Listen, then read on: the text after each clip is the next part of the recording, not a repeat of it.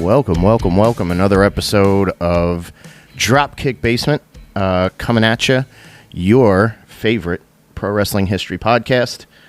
My name is Mike Madden. Happy to have you listening on with us. And my tag team partner in crime, Tommy Schultz. Tommy, how are you today? Mike, I am quite excited because the boys in the basement have a first.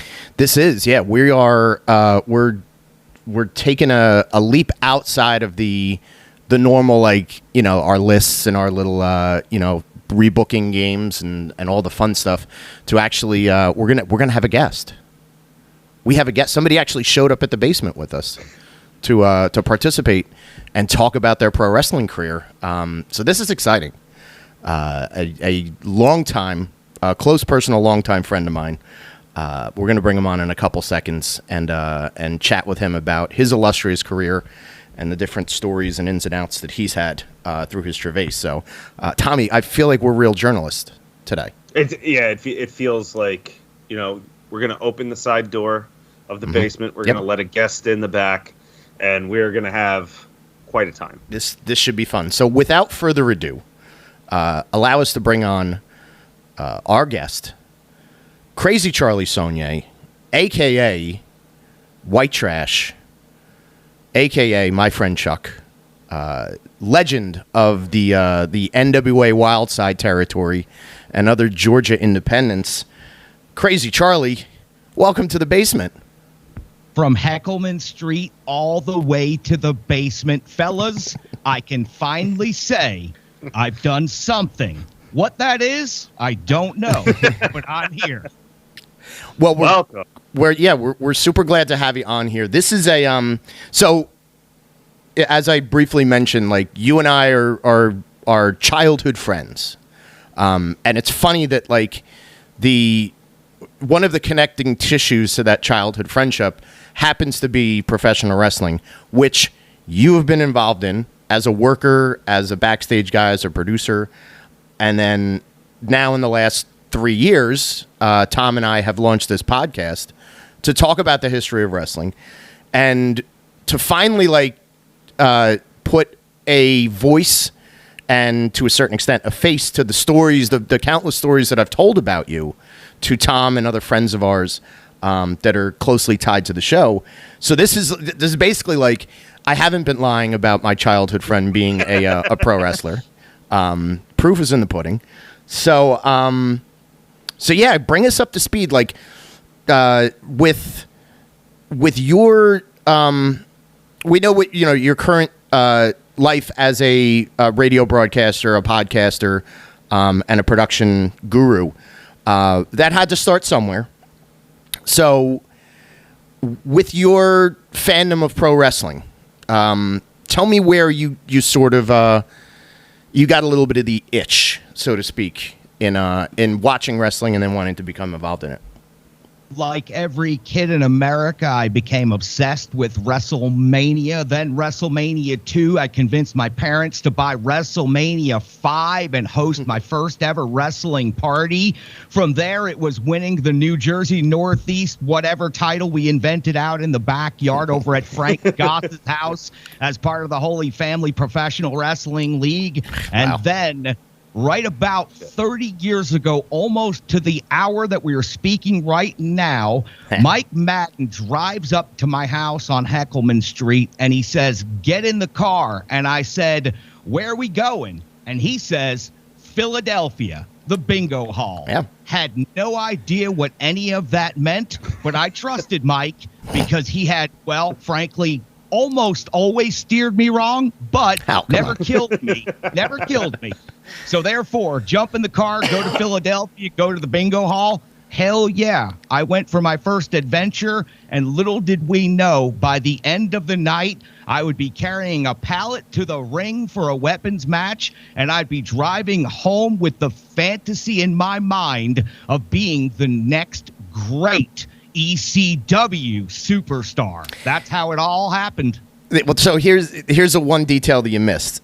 So that trip to Philly, here's a little bit more backstory on that trip to Philadelphia. Our other friend and my other podcast partner, the captain Michael Corby. He was supposed to go. He had the ticket that you were given to go to ECW that day. There was no advance tickets. He was coming along for the ride. But he had a car accident the day before, and his car was messed up, and he wasn't feeling great. So he was like, you know what? I'm not going to go. He said, can you find somebody on short notice? I said, I just happen to have the lunatic in mind. So so that's how Chuck got involved. The other detail that you missed was you did drive your truck. That's right, because that's how I got the chairs out of the ECW arena and back to Union Beach. Was in the bed of that pickup truck. So that was these are facts. First ever professional wrestling show, and I bring a pallet to the ring that I brought from the alleyways of whatever neighborhood of Philadelphia that is, and then I steal a bunch of chairs and throw them in my truck and drive back to New Jersey, going through the toll booths, talking about, that's it, I found my path. I'm going to be the next big thing in pro wrestling, and that's the trip of a lifetime. I truly cannot believe such 130-degree beginnings turned into such a life run here that I've been on. Yeah, and that's crazy. Like it was Heatwave 95, and it was meant that for a reason. It was so hot in that building. No air conditioning. And they had during intermission, you were able to go outside, and they opened up like fire hydrants on both sides of the street. To cool everybody down. But yeah, the weapons filled cage match between Public Enemy and the Gangstas was the official main event that night, and it was Bring the Weapons. And Chuck, being a smart guy, ran off the bleachers. We were kind of high on the bleachers, but he just jogged down, the side off the bleachers, knew that pallet was there, and like an inspired brain, he was like, I'm going to do that. Then he gets a free ECW T-shirt from one of the sweaty regulars that saw him bring the pallet. Pallet made it in the ring. So if you ever watch that, I think it's on the Peacock Network on the ECW. Okay. They have a whole bunch of like the ECW the major arena shows. So if you ever watched Heatwave 95, you will see the pallet in the ring. It was never used. But it is stationed there, and that always makes me laugh and smile about that experience that we all had in the hottest building in South Philadelphia that day. So you get the bug, and you say to yourself, and at the time, what are you, 17, 18 years old at this point? 18. Yeah. Just finishing up high school. Yeah, and so you get the itch, so to speak, to potentially pursue wrestling. And you moved to Georgia, right? Oh, no, South Carolina first, right? South Carolina, and it happens in the strangest ways, like these stories always do. I go to the local arcade at the Anderson Mall, and I run into the newest local wrestler, Damian Steele, who, of course, immediately offers me an opportunity to become. I sounded knowledgeable. I had been watching a lot of wrestling and trading a lot of tapes at the time. I sounded knowledgeable, and he wanted a discount on his wrestling training, so he offered me a chance to come to his wrestling school up in Greer, South Carolina, at a roller skating rink, the home of Southern Carolina Wrestling, not Southern Championship Wrestling, who, of course, was suing Southern Carolina Wrestling over the letters SCW at the time, because naturally that's the business. So that's it. I go to the arcade. I find myself getting picked up and taken to my first training session just a couple days later in Greer, South Carolina, where I, within minutes, had an understanding of the industry, the business, and how it worked that I don't know that any other trainee had. And we can easily get into one of my most favorite stories of all time, my training. Yeah, go ahead. If you got a good story, we want to hear a good story, my friend. So the first day of training, they roll everybody in. They collect the $25 from every new entrant that wants to get in, which is how the wrestling school primarily stays open. There's about 8 of us in the ring that first morning. Damian Steele gave me a ride to my first training session. So he gave me at least a little bit of foreknowledge that they were going to try to make us all quit on the first day so they could keep the $250 and then start over again the next weekend with another 8 guys and make another $250. It was a pretty good cyclical scheme. Understanding that this was totally a work from the start, they say, all right, trainees, go run 2 miles outside in the neighborhood. So they tell us the route. Immediately we take off. It's a little downtown square area with some buildings about 3 stories high. I make it about, 4 buildings down, realize there's an alley, jump down the alley, hide, dump a bunch of water on myself, come out the other side, right back, go right back into the training facility. And I'm like, oh, man, wow, yeah, that was tough. And everybody's throwing up except for me. So my first moment in pro wrestling, I worked the workers, and I felt, I got to tell you, it felt pretty good to know that feeling from moment one. I was like, kid, if you can figure this out physically, you might just have a future in this. Carney at the start for sure. Wow. Hey, when you live next to Keansburg, New Jersey, you develop a little bit of carny streak in you no matter what. So that was just the pro wrestling business meeting Keansburg right there. Yeah, right. That's a terribly specific point, but those who know will know. So so you start training there. Anybody that we would know that was in and out of those training sessions? No, but the Super Destroyer was the trainer at the time, and there's some question of whether he was the original masked Super Destroyer, but Buck Forrest, his real name, was my trainer, and nobody else came out of that particular training school, training academy. It was a roller skating rink with a ceiling of about 9 feet high. Okay. So I was literally the only sized professional wrestler that could train there, even reasonably successfully. I stayed there just long enough to live out my first gimmick, which I know you have always loved. It's one of my favorites. I was able to get my own, what they call creative control these days, and I did not have certainly in the first 6 months. So a character was offered to me about 8 weeks into training, and I was told, if you'll take this character, you get a heavyweight title match in your first match, and you main event on your first show. And I said, God damn it, I don't care what it is, sign me up. Yeah. Like Matt, what did I agree to? So this is, again, you'd sent me a tape. Again, you sent me a tape. You sent me a tape. It's you sent me a tape. What year are we like? Was this 98? This is 90, early 98. Early 98. Okay. All right. Late 97, early 98. Yeah. It was the tape was like 3 matches and then like a little bit of like even I think there was like training footage in there that you had sent me that somebody had shot, and the gimmick was Stevie Flamingo.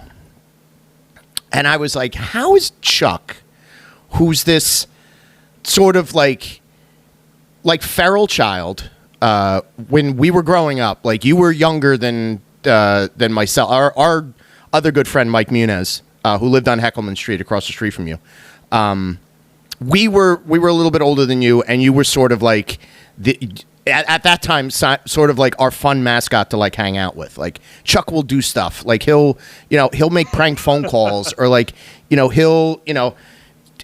he'll stand lookout if we need like to sneak over to the school and make sure the nuns aren't there. Like he'll cause a distraction. So then when the tape comes and it says Best of Stevie Flamingo, and it's got like 3 or 4 matches, I'm like, how did they convince you to? And obviously, like this is the origin story of that character. You were in training and got a heavyweight title match immediately, but this was the flamboyant. You had a boa. Yes. And it was a pink leotard, like top to bottom. Correct me if I'm wrong. Oh yes, full. And it was like I think like even after we had a phone conversation after I got the tape, and you were like, so what do you think? I was like, how did they convince you to do this? So we know that it had to do with the position on the card, but in your brain, is this just like, all right, like I'm going to be Stevie Flamingo forever? Never thought about it that far in advance. Okay. It was, I had been training, I had been working really hard, and they came to me with somewhat of an emergency need because they had written this show and this character, and the guy who was supposed to take the character got cold feet, naturally, as many people might in South Carolina, rural South Carolina, and I had no problem with it at all. I figured since I was there to do the basics, since I was there to learn wrestling holds and do wrist locks and drop kicks and make guys look good, that it really didn't matter what the character was that I played. I wanted to be on the show. I wanted to get bookings, and honestly, I bought into it so quickly, so much, that people appreciated the enthusiasm. And while it may have looked rather silly, I did get to tag with Leilani Kai. I was quite a famous name on a Christmas show, and I got to have my makeup done by a whole bunch of really cool wrestling people, and it was a lot of fun for the 6 months I got to do it. But clearly it wasn't destined to be. But Stevie Flamingo had one great boa and one hell of a drop kick. Just not a very good win-loss record, but getting a title match, main eventing on my first ever show, and Steve Stampede let me call the finish.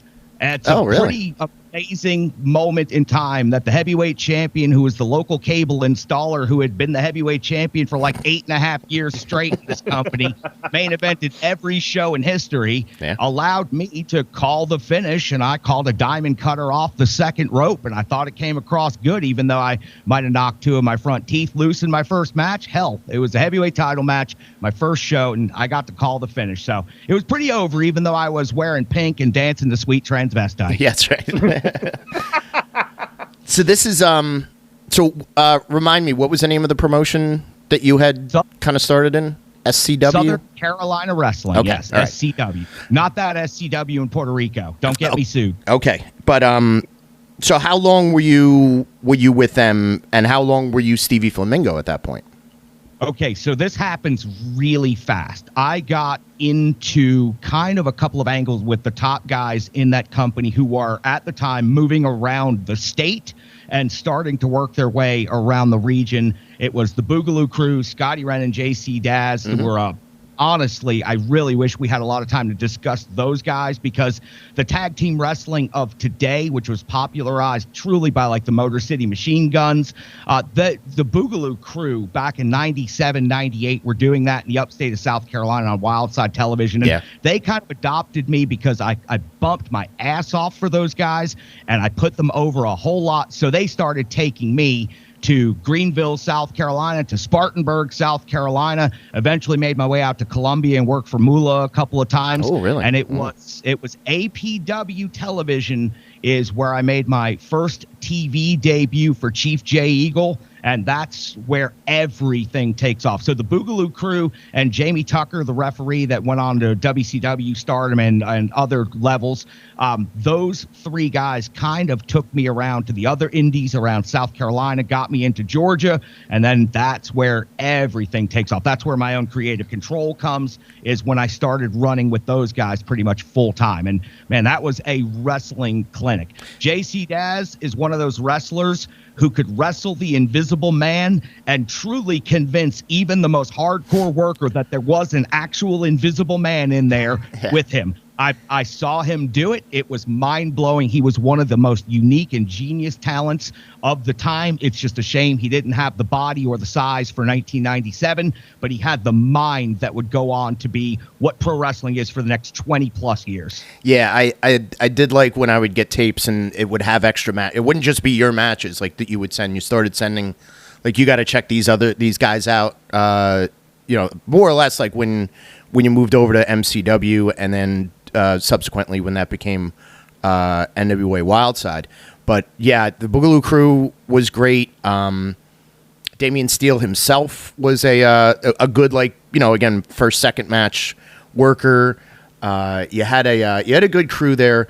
Couple guys that I guess, like, once you get to Georgia, like, you said you were on television more, and you started to get tagged up in these multi-man matches with, the guys, the likes of K-Quick or K-Crush, right?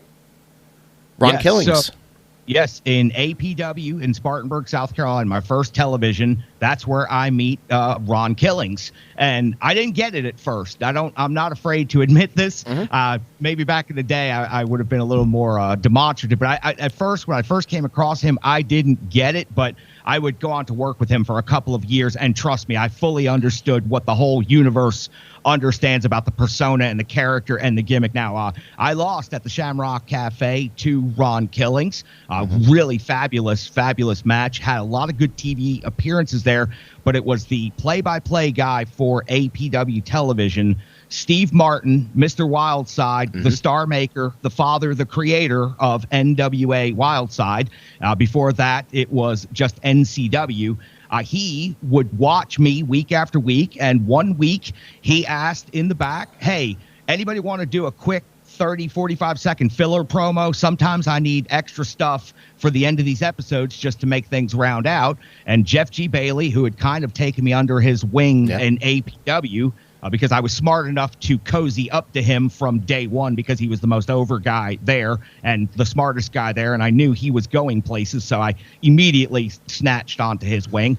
But he nudged me instantly. He said, go cut a promo. I grabbed a cookie sheet. I ran out to the entrance ramp, and I said, what do you want me to talk about? He goes, just put over the company.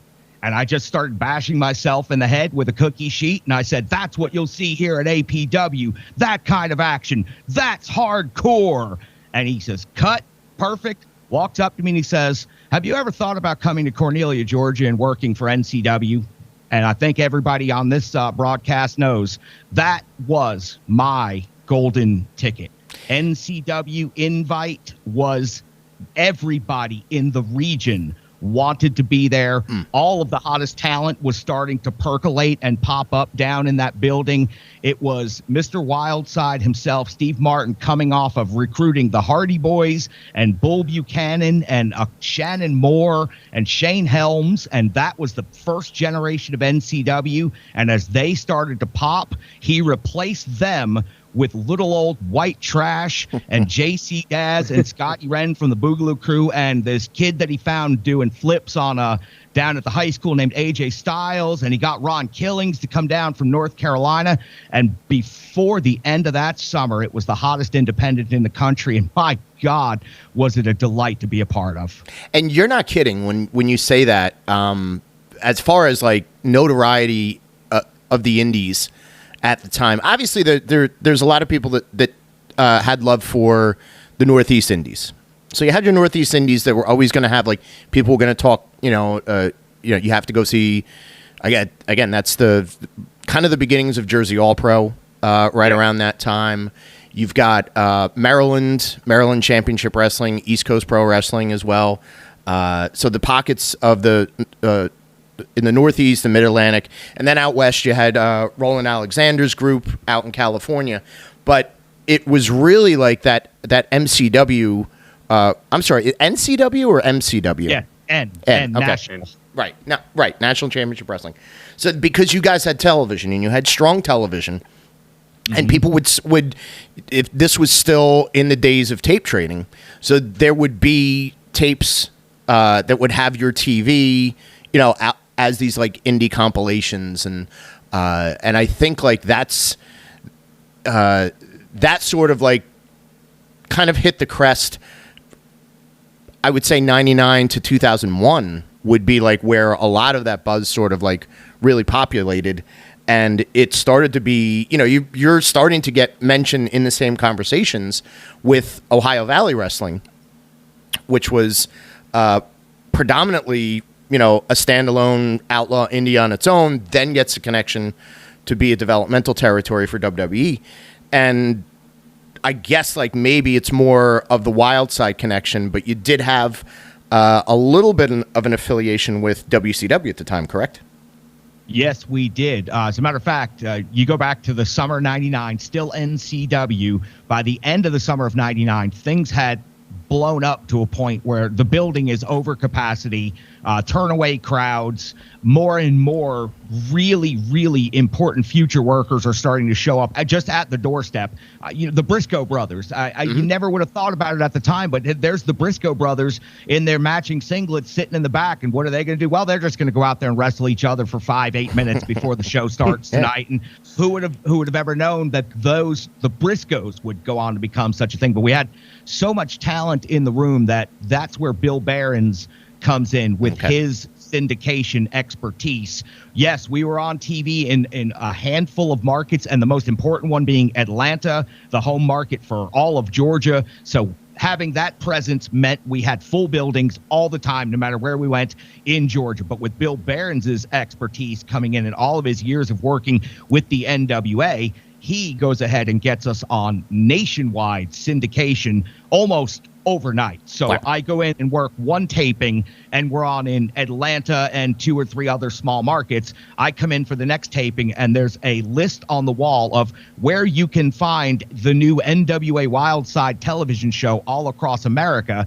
And I'm suddenly getting phone calls from my cousin at Seton Hall at 2:30 in the morning that says, I can't believe what I'm watching on television right now, but you're on TV. Yeah. And I got to tell you guys, being from Jersey and getting that call, it's one of the coolest things that's ever happened. So yes, we blew up huge over the summer of '99, and it was all the very beginnings of mixing that classic pro wrestling with all of the new wave of wrestling, and also bringing that hardcore element in a more stylized way than some other promotions were starting to go too far over the top. We were still trying to incorporate it as part of the wrestling promotion and show, and that was just the division that I was a part of. So yes, we always had a component of hardcore, as it was mostly known back then. Deathmatch was almost a word you never said when it came to that, except for that Taipei deathmatch that I had booked that the guy chickened out of. But we had classics like AJ Styles and Air Paris going up against each other for 30 straight minutes before you got a hardcore match, before you got a classic tag match with Terry Knight and Eddie Golden versus Bad Attitude. So we gave a really good buffet of professional wrestling, and the promoters knew what they were doing. They had a great system running, and like you said, for a couple of years there, it was the pinnacle and the height of independent wrestling, and we loved it. We were a gang. We were somewhat a cult. I fail to understand why there's not been a documentary about this particular promotion, because of the level of talent. Not myself. I'm way down the list, but there's a dozen workers that came out of that company that went on to become somewhat massive, if not monumental figures. AJ Styles, of course, being the number one and the biggest of all time from our company. He started there. He trained there. I was at his first training session. I was like his 4th ever match. I think I'm one of the only people to ever have a Falls Count Anywhere hardcore match against AJ Styles, because why in the hell would you risk that investment? But we were really, truly a group that believed in what we were doing, and we loved it so much down there in Georgia. It didn't matter that we didn't have air conditioning in the first 2 years of the TV studio. We didn't have indoor plumbing. The people still showed up. They bought merchandise. They met in the parking lot, and it was truly the most fun. Everything I've ever needed for my entire career, I learned from those couple of years being a part of Wildside. Everything. That's the reason I've had a 30-year career. It's the reason I've been a success. It all goes back to Steve Martin inviting me to Cornelia. That's excellent. And so the white trash character, you said that was an APW creation. Yes. I know the background story of this, because I didn't want you to be called white trash. I wanted you to be Grubsnake. Steve Grubsnake. Steve Grub, because you were Steve Flamingo. And I was like, no, it should be Steve Grubsnake. Because Grubsnake was what that was our affectionate term for Keensburg folks. Sorry, Keensburg. The neighboring towns kind of ate your lunch there. Taking a beating today. I know, yeah. 0 for 3 right now. But the idea was the same, and it was like, from the from the trailers of Union Beach, New Jersey, or from the trailers of Keensburg, New Jersey, Steve Grubsnake, I remember being on the phone with you and saying, like, if this is the direction you're going in, this is kind of like, you can be grungy, you can be, no holds barred, if that's the angles that they're putting you in. But how did that pivot into white trash? Boogaloo Crew pulls me aside and they say, you're not happy. They said, we know you're not happy. You're doing the job. You're doing what you're supposed to do, but you need another gimmick. And they had enough power as the most talented workers in SCW and APW for the most part at that time, maybe other than Ron Killings, to go to the promoters and push some pencil, use some influence, as they say. And so they talked to the promoters and said, the guy can work. The guy can sell. I think we can make money off of him. Let him do his thing. And they came to me. The promoter came to me and he said, when you show up next Friday, I want you to be the character that you want to be. And I talked to you that week, and the name White Trash had not been completely solidified yet. We were still working on that. But I went home. I cut up a pair of jean shorts. I mean, this is so... I'll call myself a mark in this situation because I was such a mark in this moment, but it was where my wrestling soul was at. A cut up pair of jeans, a pair of combat boots, a ripped up band t-shirt, and yes, a leather jacket for the first couple of shows before I finally got wise and dumped that off because I looked like, well, everybody else in pro wrestling at the time. My hair wasn't very long yet, so I just started kind of spiking it up, but I just came in that way. I sat in the locker room. I had a garbage can with me, and they said, you look like the trash man. And I said, oh, God. Oh, no. And I was like, here we go again.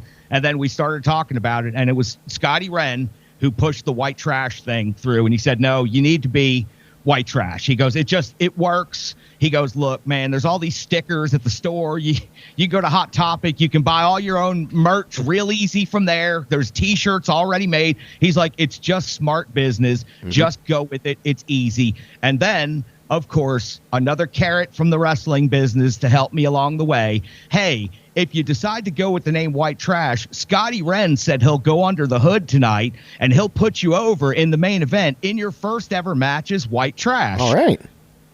Again, how can I argue with someone going out of their way to help me get a gimmick that I want and then also be willing to put me over? I ran with it and I never stopped. And that was the first introduction of hardcore. South Carolina had an athletics commission that was extremely strict. And as a matter of fact, it was that first match against Scotty Wren under the hood as the Hunter, whatever that was. Right. He just asked guys at the back, did anybody got some gear I can put on? And he did. I took a power bomb on a trash can in the middle of that match, cut the back of my arm hard way, just wide open, needed massive amounts of stitches. But because I got color in the ring in South Carolina, I was in violation of the athletics commission, and the promotion actually fired me. Oh, wow. So my first hardcore match, my first hardcore spot got me fined by the athletic commission and got me fired by Southern Carolina Wrestling. And I'm going to tell you, that's one of 2 times I sat in a parking lot and cried my eyes out in my car for a solid hour before somebody came up and said, kid, do you realize what just happened? And I said, yeah, my career ended. And they said, no, your career was just made. Yeah. Go to the next promotion and just ride the reputation. You got fined by the athletic commission and fired by your first promotion. You main evented twice. You had a heavyweight title match. And when you changed gimmick, you turned heel and left them. Yeah, right. Yeah, exactly. You're now, now you're an outlaw. Now you're a, right. I fit the gimmick now.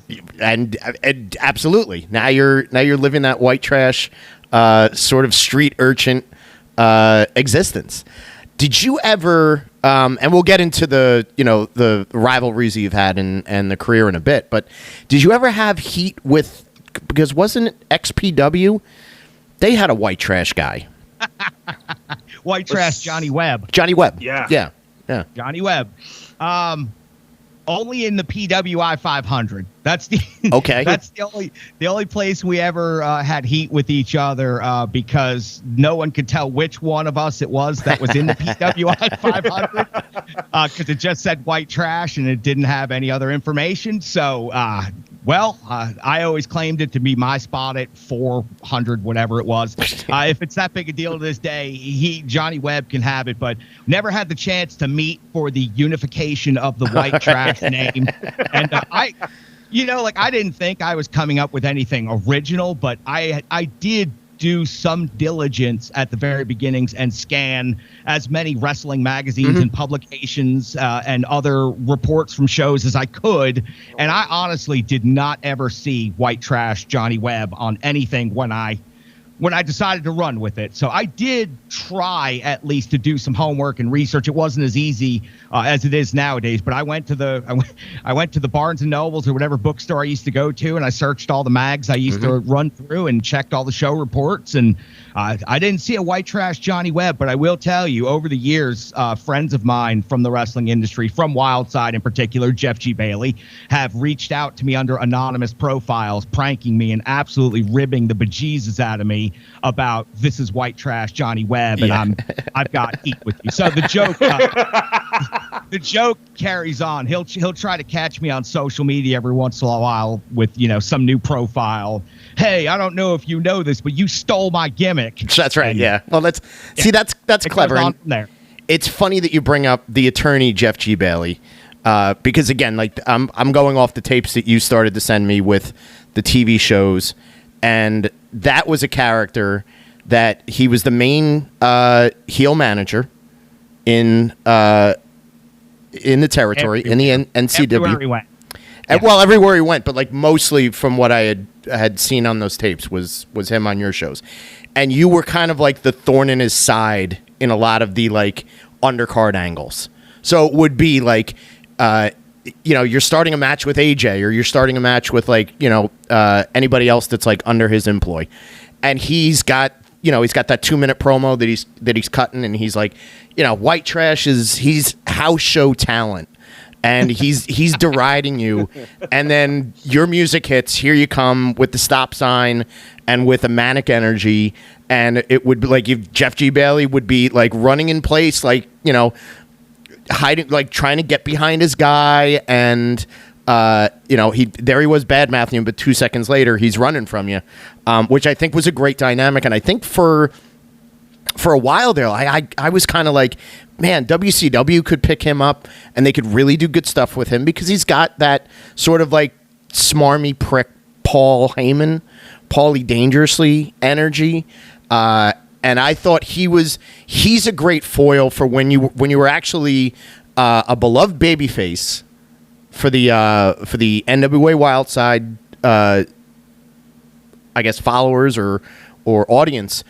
You were more or less the mascot, and his sort of like his presence, sort of trying to always like throw roadblocks in your way or make sure that you didn't get the recognition that you deserved, was a great interaction. Like, obviously, like, working with him had to be, a pretty rewarding experience, but like, how much input in those promos and storylines were you getting, and maybe even giving to him to get him to help, get heat on him so that you could kind of make the save and shove it in his face? So the first night I'm in APW, I had been watching their television for a couple of weeks, knowing I was trying to get up there. I walk in the locker room and I see Jeff Bailey sitting in the corner in his attorney lawyer gimmick suit, slick back hair, all that.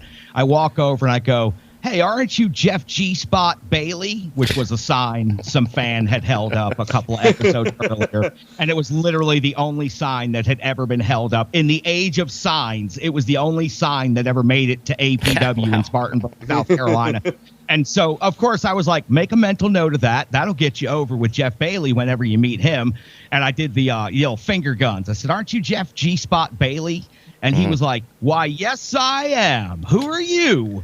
And I said, "Well, I'm white trash." And he says, "Well, why don't you take a seat next to me, white trash?"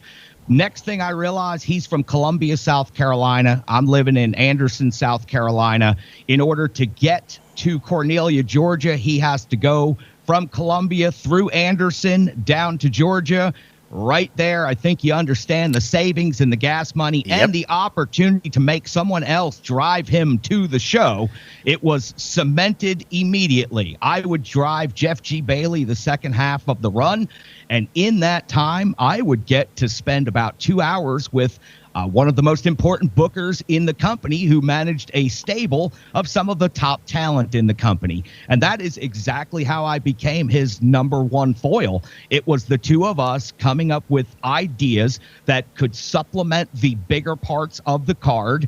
And everyone would always go, yeah, hey, why not? That's fun. That'll take up 8-9 minutes and not be an issue for any of the, bigger talent, main eventers. And it was basically what you said. He was the tightwad CEO lawyer that wanted his company to be suits and dollar signs, and I was completely the opposite. I was all heart, no talent, passion, fire, scumbag from New Jersey, and I was going to stand up for the little guy no matter how many beatings I had to take. And that was the critical component and the key to the gimmick of white trash. And what got it over was for 2 straight years, and this gimmick has been done by many and it's been done better by a few, but for 2 straight years, I went out of that ring on my back counting the lights. And Jimmy Rivers, the old man referee, leans into me after my first appearance down at Wildside, and he goes, "Kid, you take such beatings, you don't get up.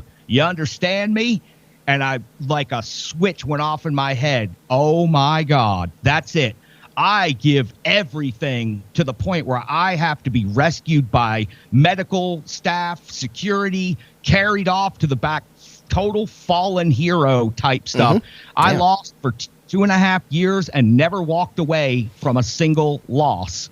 And I sold more t-shirts than any other worker in the company during that time. I was on literally every single episode of television. Some of the bumps and spots I took got featured on the intro to the television show, which would remain for almost 200 episodes. So the Jeff G. Bailey being the ultra smarmy heel to my ultra passionate, unskilled, untrained, terrible looking gimmick, it just played perfectly. And we had the time, and I'm telling you, we took it as seriously as anyone could. I understand that I was never more than a mid-carder, and that is fine with me because I was a mid-carder in Wildside, and I worked AJ Styles, and I worked Abyss, and I worked all of these incredible wrestlers, held a belt or two, and got to be on TV for over 150 episodes in my career. I could not imagine a better person to work with. The only reason JGB didn't make it any farther than that, he had 1 or 2 opportunities with TNA.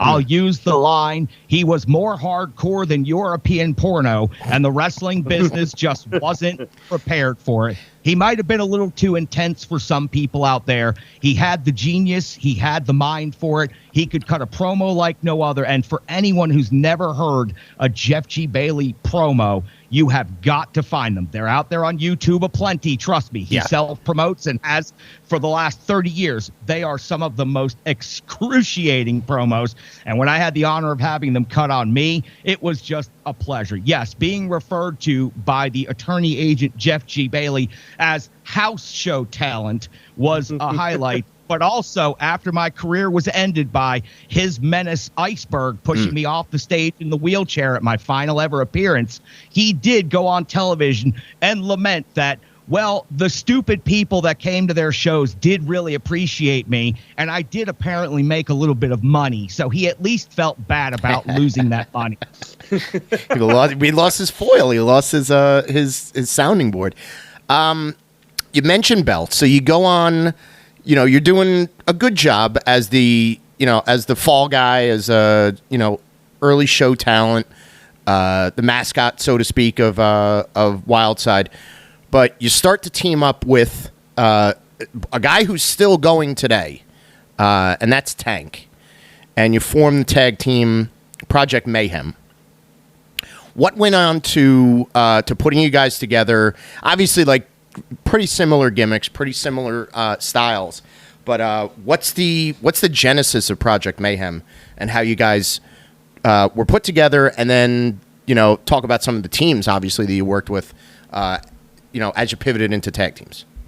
Absolutely. So as the losing streak went to like 2 years or whatever it was, they decided I was over enough to start having what we called the 5-minute match. It was the open of the show, 5 minutes, new guy every time, same result. I take a beating for 4.5 minutes. I get the stop sign, El Kabong. We take it home. People cheer. They enjoy the rest of the show. And I'm done for the night, and I get to do a run-in maybe at some point later. But we did that for a few months, and that genuinely picked up some good steam because it was a great house show gimmick, and we could run that match out there 4 or 5 nights a week in different towns. And I mean, it was the same exact thing, but it worked every time. People loved the stop sign. They loved the El Kabong. So I went on a bit of a run, and that's when my roommate at the time, the Reverend and the Dragon Dan Wilson, he would have been the Dragon Dan Wilson, ring announcer and commentator at the time. Now the Reverend, the manager of the Coven, and my old partner Hank. He approaches me and he says, "I've got this guy up in East Tennessee, and I think the two of you could have a hell of a program together." And I go, "Cool, bring him in. Let's do it." We had a battle royal on what we called the Friday night family show. It was a $5 show. It was for our trainees and it was for families. And it was, a very watered down version of Wildside. But you would get 2 or 3 of the regulars on Saturday night, usually me because I was always in town. So we did a battle royal on a Friday night. And this was my first in-ring experience with Tank. He hit me so hard with a pie pan during the battle royal that he almost knocked me completely out. So the match is over. We're all in the back. Rev comes up to me and he says, "What'd you think, man? What, you and Tank, we'll go on like a 3-4 month program with the two of you." And I said, "Here's a better idea. I don't want to fight him. How about we become tag partners because I don't want to die." And sometimes business decisions are business decisions because that was it. That was truly the simplicity and the genesis of Project Mayhem coming together. Tank hit me so damn hard that I thought to myself, I'd like that guy in my corner and hitting other people for my amusement that hard. And by God, did the amusement begin from that moment on, because that dude is quite possibly...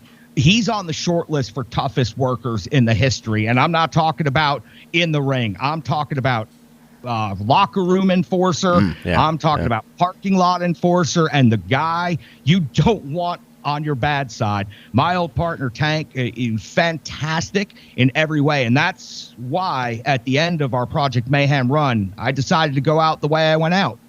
Yeah, and it's like he was a unique worker in that. So he wasn't. He didn't talk. He was just sort of like, and you would cut the promos for the team and convey it. But he had that sort of like that silent menacing. And didn't he have the? Was he the one that had the sickle in the bag? Sickle. Yeah, and the sickle in the bag, which is still one of the. Stop him from getting it out. I would prevent him from getting it out of the bag until ultimately our big night came, and well, I allowed him to go full mayhem. That particular evening. But that's a scary weapon to like think about. Just it was fantastic. In all honesty, but it was well protected. So, but it certainly had there was an ominous energy to it. But you guys, as a team, you did end up capturing the Wildside tag titles. With lineages all the way back to the Briscoe brothers and the Andersons and countless teams from the Georgia territory. That I did like that when those belts were on you guys, it was Dan Wilson and whoever the other commentator was, Stephen Prazak. They would put that over and they would talk about, hey, these are the lineages that go back to the original Georgia territory, Georgia Championship Wrestling on TBS, and so on and so forth. And I think that was a little bit of a nice Easter egg that was sort of buried into the commentary at the time. But so you had that program then with Blackout, correct? Yes, and traded the belts with them. Most fantastic, my most fun run that I ever had. This was something that basically I wrote with Blackout and with the booking committee's blessing. At this point in time, we were hot. We were on a run. Hell, we even had a match for the big NWA tag titles against the New Heavenly Bodies, which that was one of my least favorite experiences in wrestling history. I mean, I'm sorry. Those guys are dicks, man. They were just dicks, you know, big timers, big egos, all that kind of stuff. Didn't want to give us anything. So made us look really stupid in our hometown, and that was kind of a tough night for us. But we did a lot of the standard, okay, here's these two guys from somewhere else, and now they're getting beaten up incredibly badly by Project Mayhem. We did a lot of those matches before Blackout arrived. Again, always looking for the antithesis, always looking for the opposite side of the coin, the other side of the yin-yang. Blackout was it. When those guys showed up from Atlanta, it just immediately became this, well, they're from the ghetto and we're from the suburbs. They're black, we're white, they're rap, we're metal. Like everything just was pointing in this easy direction that would sell. And those guys were heels, and they were starting to gain some steam and momentum. And man, could those fellas go. Originally, Homicide, now Murder One, of course, had to change the name because not the same Homicide that would be more well-known in TNA and still to this day. He changed his name to Murder One. Murder One and Rain Man, as part of Blackout from Atlanta, was just awesome. And their backer was New Jack. So that added a different, another element to it, because I had years of heat with New Jack across the Southeast, and his attempts to murder me, real happened. To this day, I'll never forget that feeling. But yes, so New Jack was like Blackout's father figure, and he pushed them to deal with us in the way that the streets would, and that's led to the Four Corners of Pain death match, the first time Wildside ever used the term death match on their television. And man, I got to write that whole thing and work the whole thing out with those guys on the other side, and with Tank and with Andrew Thomas, who was the head referee at the time, and of course the producer of television. It was a 30-minute gore fest. I understand that it's not a lot of people's taste, but at the time it was one of the bloodiest matches that had been seen. I mean, it's been done way over the top beyond what I did that night. But the color I got that night was put over for a couple of years as one of the great color jobs of all time. Really proud of it. I don't know if I almost bled out that night or not, but it was all self-inflicted. It was all a blade job. None of it was hard way. It was just amazing. And that moment, like 20 minutes into the match, where Murder One takes the barbed wire bat to my back and he rakes, and I told him, I remember saying this to him in the alleyway outside, I said, when we get to that moment in time, you cannot hold back. You have to put that barbed wire all the way in, and you have to just tear that flesh right up. I said, this might be the most important spot of my whole life. You have to do it the way I'm asking. And he was the coolest, most laid-back dude outside the ring. He goes, homie, if you want me to do that, man, I'll do it for you. And when he does that and the referee says, do you give up? I scream, hell no. It's the biggest pop I ever got in my entire career. That crowd was bought in 20 minutes into a gore fest like they had never bought into my career before.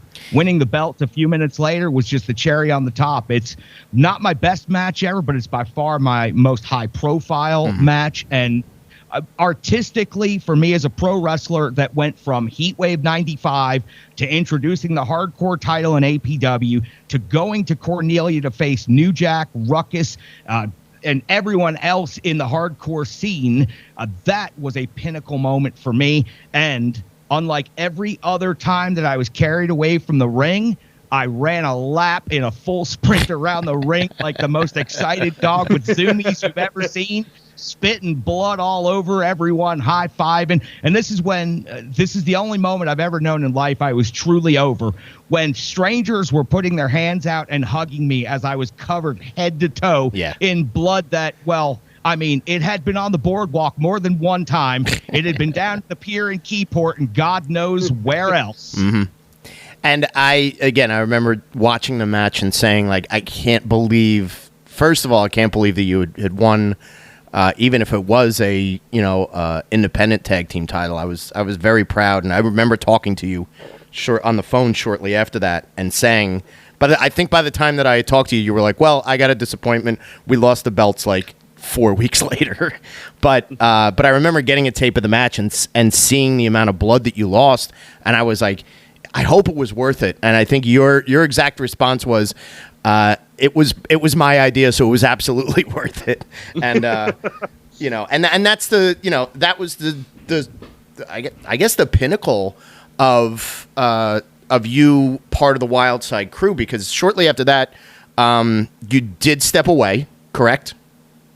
Yes. At the end of the Project Mayhem run, I used my exit actually to help put Tank up to the next level and create a whole nother 2 years worth of main event level matches and gimmicks, which I'm actually the most proud of, is the way I went out. So let me just run it down real fast. Yeah. So after we lost the belts, it was time to, put the rivalries away. We had done the thing with Blackout for 6 months straight. We had worked Bad Attitude, the Lost Boys. We had some pretty good programs with a lot of people. We had gotten that match with the New Heavenly Bodies, and there wasn't a lot to do for Project Mayhem going forward. So I decided superhero death time for Super Babyface. So Iceberg had become the new behemoth in NWA Wildside, and Iceberg was the being of inconceivable horror that was acquired by Jeff G. Bailey to finally put an end to the nuisance known as white trash. So I got to write this one as well. Writing your own exit in pro wrestling is the greatest thing ever, by the way. Go ahead, Mike. And let me just interrupt you before you go. To set the scene, Iceberg is 500 pounds? Yes. Yeah, he's a large human being. And it was basically like, if anybody's seen White Trash on YouTube or have watched Crazy Charlie on his various podcasts, he's probably bigger than the average person. But not necessarily a you don't strike yourself as a giant behemoth. So when there's a 6'5", 500-pound human being standing across the ring from you, you look like you could fit in his goddamn pocket. There is no doubt about that. And one of the things that played into it in the final incident was I wanted to really emphasize the size of what would become known as the being of inconceivable horror, the extinction level event, the Iceberg. Iceberg would get his own, he would get his own weapon. It would be the fruit peeler. It would be exactly like the fork of Abdullah the Butcher. It would be used to bludgeon and cut his victims to pieces. So on the final appearance ever, it was just a simple old squash tag match for Project Mayhem. Go to the back. Lots of rumblings, lots of tusslings, the sound of a broken table or two, and then the Iceberg emerges through the curtain with me already covered in blood, takes me to the ring, and of course the great job by the commentators to really tell the story of what's happening, that Tank had been taken out, and now I was going to be taken out publicly as Jeff G. Bailey lambasted me on the microphone as simply being house show talent. That was that moment. So I told Berg, we're going to use your size. And what he did, he whips me into the ring, gives me the total eclipse splash right there on the side of the ring. And again, in front of the hard cam, his size and me being squashed on the apron the way I was just made it so much more impactful. And then Berg did something he had never done before, or I don't think since. He came off the apron and put me through a table, crushing me. And supposedly crushing all of my ribs and breaking my hips. And, well, the blood capsule, while it didn't look as amazing as anyone had hoped, the giant spurt of blood that came out of me was kind of a cool TV moment. And I was stretchered out of the building, and that would be the final appearance for White Trash. Before being stretchered out, they placed the stretcher down on the promo set.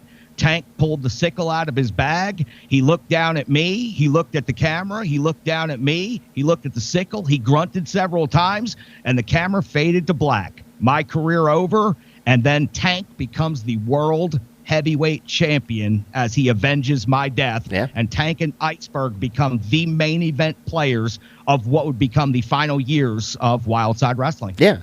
That's again the setup led to bigger things, which again, like you said before, like he should be very proud that gave them months and almost years of main event matches, main event pair-ups, whatever it may be between the two of them. We lost him for a second there. Okay. All right. Well, Chuck's taking a break real quick. Sorry about that. That's okay. So as we were saying, like you transition away from the ring. What's your involvement with NWA Wildside at that point? For the most part, I end up kind of staying in touch with people, helping write a little bit. I would make a handful of special guest appearances over the years. I would, once Tank and Iceberg finished their feud, they actually became a tag team. Mm-hmm. And then once they became a tag team, it was me coming in during the big show, Hardcore Hell, and helping them secure the tag titles. And the three of us kind of having the bury the hatchet moment in the ring where I didn't know this was going to happen, but they had planned it out themselves, where they both kind of, raised my hands after they won the tag belts, and it kind of signified that I was now a part of their group and a legacy part of the company. And then after that, it was just, fun stuff, drop-ins, some special guest ring announcing. I got to be the hardcore ambassador and referee for a Masada match, and for Phil Shatter when he was starting to get running. Got to do some things with him down there. But for the most part, just wanted to stick around and help out where I could. Anytime they've ever invited me or did invite me, I made sure I showed up. I did appear in the Mega Rumble of the last ever Wildside show, Last Rites in 2006. Okay.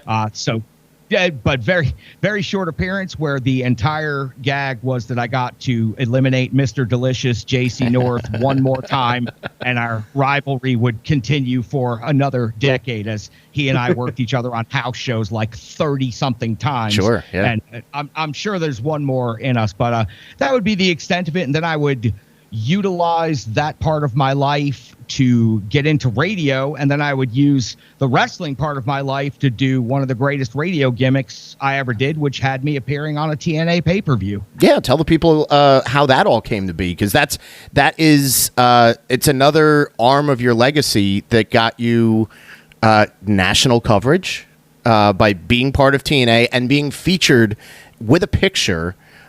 You doing a very beautiful moonsault from that TNA show was in Pro Wrestling Illustrated.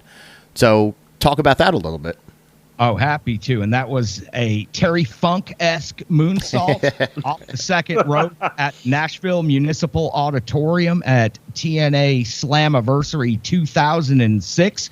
I had started working in radio out here in Nashville, and I had kind of put wrestling completely behind me and was looking to pursue my future career as a talk show host when I came up with a way to get over in the radio business, which was, hey, there's this TNA pay-per-view coming, and we're a radio station, and I'm crazy. So why don't we challenge TNA to a wrestling match at their pay-per-view?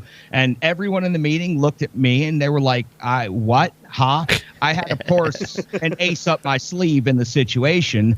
I happened to know the producer of TNA, who was my former referee, Andrew Thomas, who happened to be my best friend and lived in the apartment just down the building from me. So it was pretty easy to say, all right, Andrew, here's what's going to happen.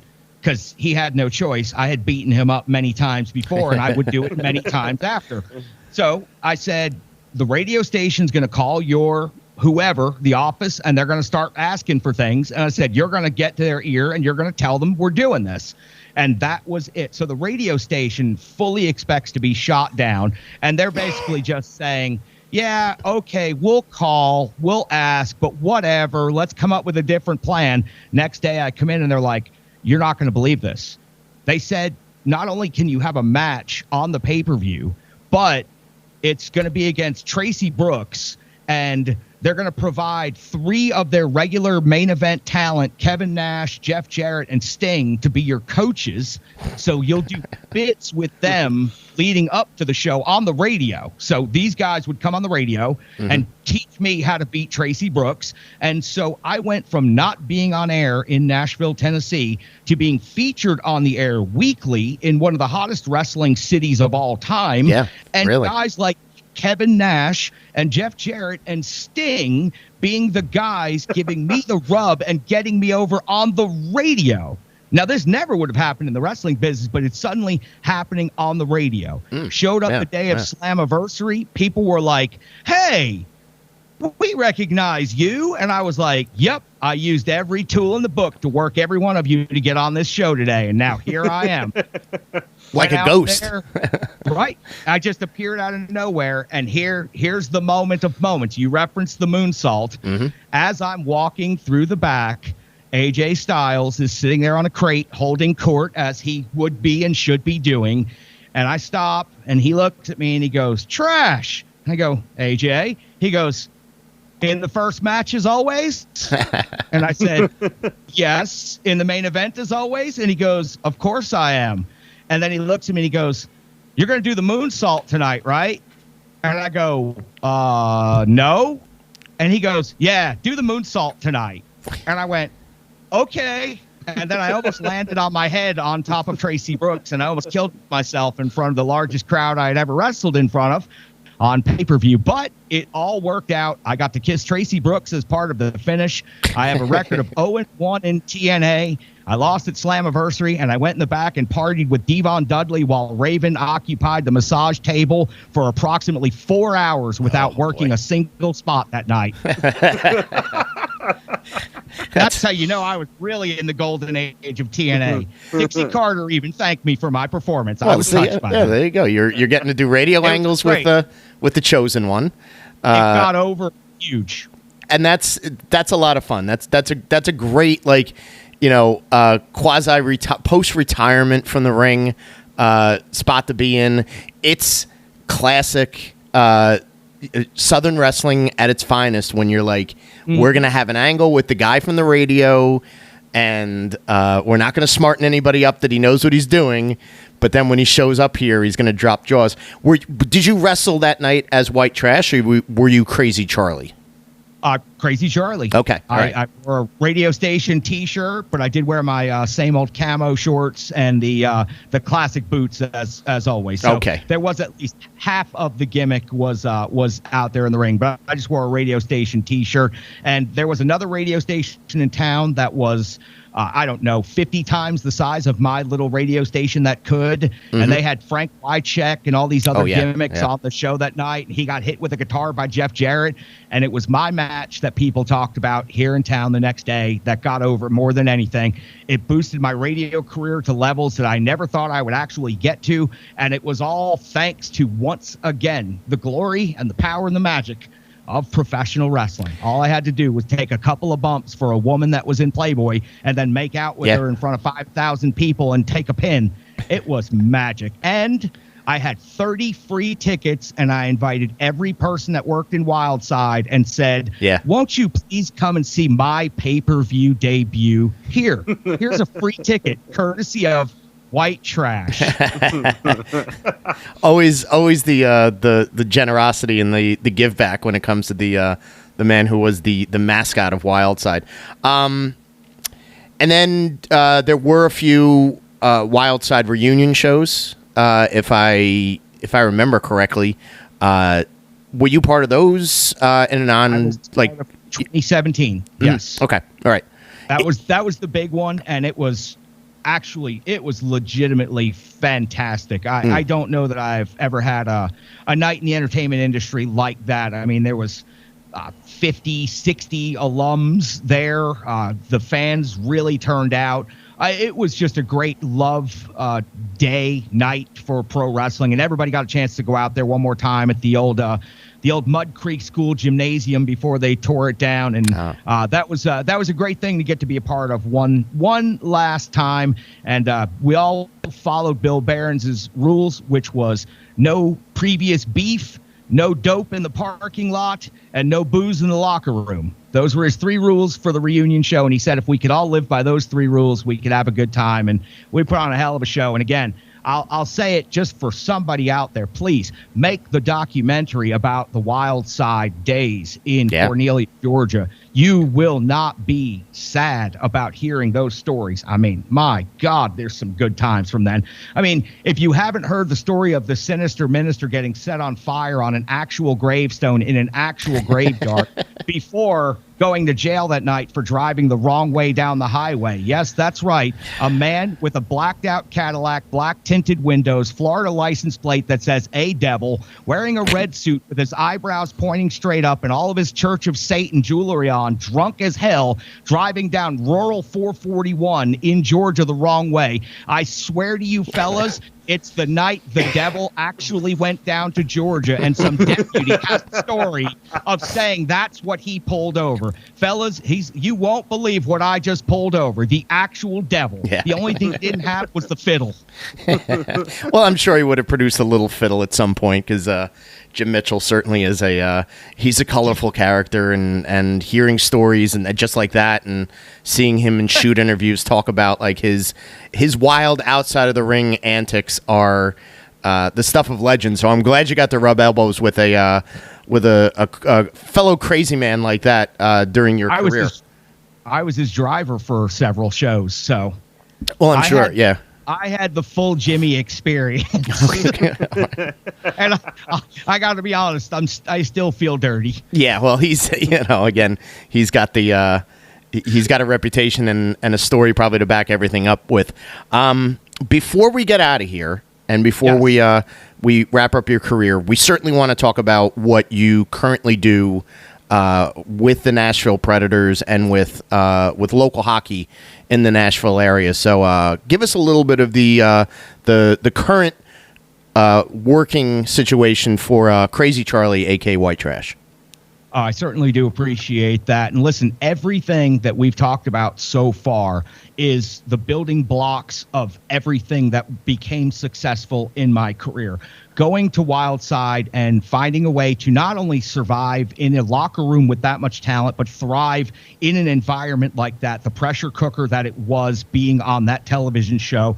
It taught me what I needed. It taught me about baby faces and heels. It taught me about heat and comebacks. It taught me about angles. It taught me about who goes over and why they go over. And I took every single one of those elements. I was a sponge my entire time that I was there. I showed up early. I stayed late. I wasn't always training in the ring, but I was always listening, especially to the people on the booking committee, especially to the managers, the people that had been there and done that. I was absorbing everything, every piece of knowledge and wisdom. It's the greatest education you can get in your entire life if you can get that deep into pro wrestling and pro wrestling psychology. I utilized every single one of those things that I've learned to go on for the next 25 years now and have a very successful broadcasting career. I've won awards that I stopped counting a long time ago. The biggest would have been Producer of the Year in the 40th largest market in the nation. That was a huge achievement for me. Also getting my own talk show on Sirius XM, being an international talk show host with 30 million plus listeners, these types of things, 10 million views on my podcast, over 150 episodes of pro wrestling is where it all began. I would have had none of those awards. I would have had none of these achievements and accomplishments if I didn't learn how to work that initial wrist lock, that initial hold, that drop kick, and learn what a gimmick is and a character is and how psychology truly works when you want to build an entertainment platform. I've taken all of it now 30 years later, and I've created my own company in the Renegades of Puck, and I'm out here and I'm about to transition and pivot into something that's going to feel a whole lot like the old shoot wrestling video days. So I'll tease it like that for now, but I'll say this. There are stories out there that need to be told. There are stories out there that are dying to be told. And I'm the type of person to go out there and find those stories. So we're going to start in the hockey community. We're going to get deep. We're going to talk to the guys who threw hands. We're going to talk to the guys that were fourth liners. We're going to talk to the guys that never made it, the has-beens, the never was. We're going to find out the stories out there, because just like the stories we've talked about here tonight in pro wrestling, those stories exist in the hockey universe, in the hockey world, and they're not being told. And we're losing those types of legendary moments and stories all the time. I'm going to present them in a great package, and I'll be the host of it, and I'll bring you those stories. I can't wait for you guys to get a chance to see it and experience it, because the passion is more important than the precision at this point. I've worked my whole broadcasting life to try to be a stats guy, a numbers guy, a names and the places guy. I want to disregard that now, and I want the feelings. I want the stories, and I want to get to what makes people tick behind the particular subjects that I'm interested in. I think I'm the right guy for it. I think I'm somebody who can bring the presentation, the passion, the energy, the fire, the fury, whatever it is. You jump in the trenches with me, and we're going to get a good story out of it. So, fellas, I cannot thank you enough for letting me tell my story. I'm not one of these workers who is everywhere like modern wrestling, shooting all over AEW, shooting all over the WWE. It's a new generation. It's their generation. It's for them now. It's for them to critique. It's for them to explore. It's for them to learn. I watch it. I appreciate it. I don't understand all of it these days. Some of it reminds me of the old school. Some of it is stuff that I thought would never happen or never even be possible in the wrestling business. But I feel like my tiny little slice of the story is something that's worth hearing and worth telling. And I can't thank you enough, Mike. You've been there since my first day of training. And man, to be able to share these thoughts, these stories, and come on here and, be treated with a little bit of respect as a veteran worker. It sure as hell makes me feel good here at the end of the career. After all, got in a magazine, got on a pay-per-view, got in the PWI 500, appeared in one of the hottest indies for a couple of years. I did things. I want to be remembered. So thanks for letting me tell my story. You bet. And again, everything comes full circle, and it's an honor to be able to say that I know you, that you have pivoted your career in an upswing of a way, and we're able to utilize, as you just said, that history of being an in-ring performer and an on-camera performer for a television show, and make that into what's now what from, and I don't want to steal a phrase, but it does sound a lot like a passion project that you're working on, that you've certainly thrown a lot of your energy into and your spirit into, and it's a great success. For anybody that's listening to our podcast, or who even listened to the Captain and Madden podcast that we did with you a couple weeks back, where we talked hockey. Get on board. Like anything that Crazy Charlie does and puts out there it's a labor of love, and he throws a lot of energy and knowledge and tenacity into. So definitely check out Renegades of Puck everywhere on socials. Just search for it, and you'll find the videos, you'll find the shorts, you'll find any of the written content that Charlie and his team do on that end of things. And it's certainly it's coincidental, but it's memorable that it comes from the very beginnings of pro wrestling. So yeah, that's why we're glad to have you featured as our first interview guest. I know this is a lot of you and me talking, and Tom, you've been patiently part of the no, this is like a part of the podcast. This is like a history lesson for me, almost. Yep. NWA Wildside is not like the era of the independents that I'm most familiar with. So getting to hear all these old stories and like things that I'm going to now go out and seek to watch. It was awesome, and we truly appreciate you telling your story here. Yeah. Oh, thanks, Tom. Appreciate that, man. And we will. Spoiler alert: we will have you on for our next episode, where we're going to be we're talking about a subject that's near and dear to your heart. We're going to be talking about hardcore and death match wrestling. So we appreciate you sticking around for the next episode that we've got coming up, and you know, and always being this mythical creature that is referenced time and time again. Whenever I meet somebody that I learn that they're a wrestling fan, one of the first sentences out of my brain, out of my mouth is, "Hey, I got a guy who worked in pro wrestling, so you know," and that is you. You were my connection to that world. So I leave be you proud. with two things. Then I leave you with two things to close this episode of the Basement out. Sure. Let me see. Do I remember what those two things are suddenly? Oh yes, one. It's all true. Mm-hmm. That's one. Yes. And two, Joey Janela. Pool Ave. When we gonna get down in the middle of Pool Avenue and settle this thing Union Beach street fight style? Union Beach versus Hazlitt. Tom, you gotta, the friend of the show, Joey Janela, may have to finally put White Trash out of his misery. Now, there's a little trash talking.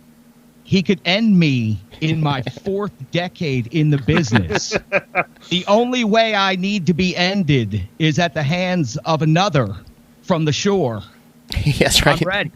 I am ready. This is Highlander style at this point. And it's got to be an opening match too. We can't have you in the main event. We'll try and facilitate that for the first ever Pool Ave parking lot brawl. Just the sounds of it, the alliteration, all I hear are cash registers rolling. Let's go. Well, once again, Crazy Charlie, Charlie Saunier, our good friend, White Trash, the master of no half stepping, the commander of the Renegades, and the Renegades of Puck. We appreciate your time. We appreciate your input. We look forward to your insights into the next episode. And for Tom, this is Mike. We hope you guys have a great night, and we will see you all at the matches.